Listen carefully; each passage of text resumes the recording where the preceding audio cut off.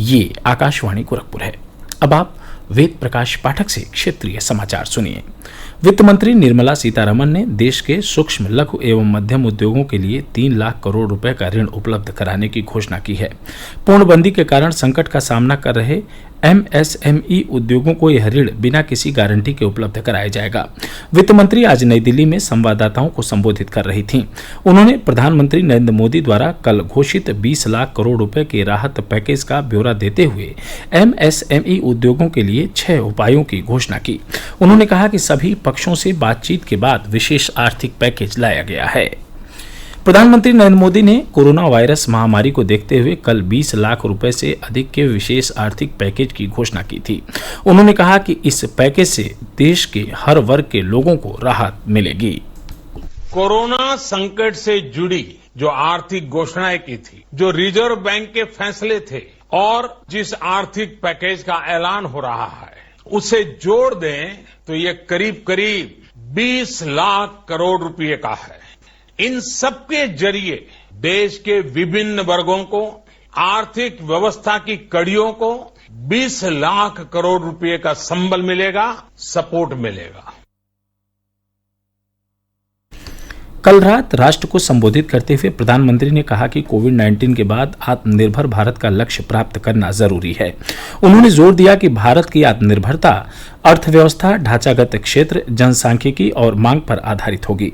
प्रधानमंत्री ने कहा कि आत्मनिर्भरता वैश्विक प्रतिस्पर्धा के लिए आवश्यक है। कोरोना संकट ने हमें local manufacturing, local market, local supply chain, इसका भी महत्व बराबर समझा दिया है। संकट के समय में लोकल ने ही हमारी डिमांड पूरी की है। लोकल सिर्फ जरूरत नहीं, बल्कि हम सबकी जिम्मेदारी है। समय ने हमें सिखाया है कि लोकल को हमें अपना जीवन मंत्र बनाना ही होगा।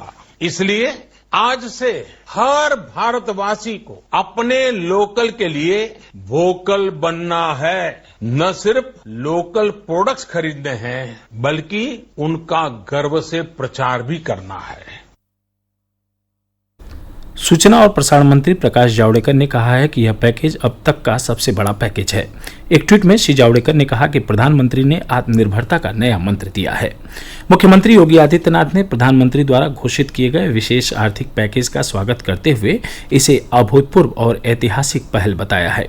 एक ट्वीट में मुख्यमंत्री ने कहा कि कोविड-19 से उत्पन्न परिस्थितियों से निपटने और देश को आत्मनिर्भर बनाने में यह विशेष आर्थिक पैकेज निश्चित ही मील का पत्थर साबित होगा।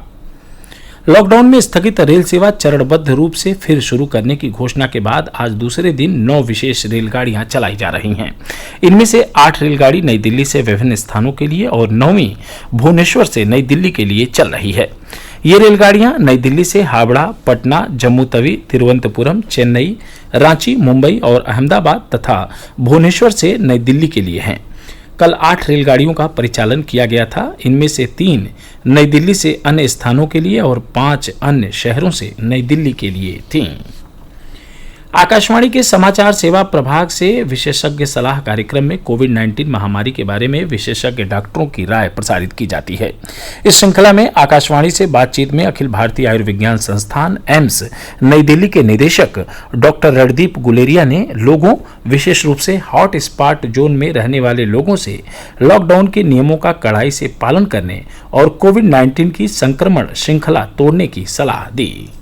ये जो लॉकडाउन है इसको हम पूरी तरह सक्सेसफुल करें। कई दफा हम अपने छोटे फायदे के लिए या ये सोच के कि ये हमें असर नहीं करेगा, हम लॉकडाउन की मर्यादा को तोड़ देते हैं और उससे फिर इन्फेक्शन एक जगह से दूसरी जगह फैल जाता है और फिर ये जो पूरा लॉकडाउन का मकसद है ये खराब हो जाता है। तो इसलिए मैं सारे लोगों से यही अपील करूंगा कि लॉकडाउन का हम पूरी तरह से पालन करें, स्पेशली जहाँ पे हॉट स्पॉट्स हैं। प्रदेश सरकार ने राज्य में आईएएस, आईपीएस, पीसीएस, पीपीएस समेत सभी सरकारी कर्मचारियों के स्थानांतरण पर अगले आदेश तक रोक लगा दी है। यह फैसला कोविड-19 महामारी को देखते हुए लिया गया है। केवल विशेष परिस्थितियों में ही मुख्यमंत्री योगी आदित्यनाथ की अनुमति से स्थानांतरण हो सकेंगे। सेवानिवृत्ति, मृत्यु, बीमारी, प्रोन्नति, त्यागपत्र, निलंबन और बर्खास्तगी से खाली पदों पर अनुमोदन लेकर ही तैनाती होगी। उत्तर प्रदेश बेसिक शिक्षा बोर्ड ने सहायक अध्यापक भर्ती की लिखित परीक्षा परिणाम की कल घोषणा की। करीब 33% अभ्यर्थी अगले चरण के लिए उत्तीर्ण हुए हैं।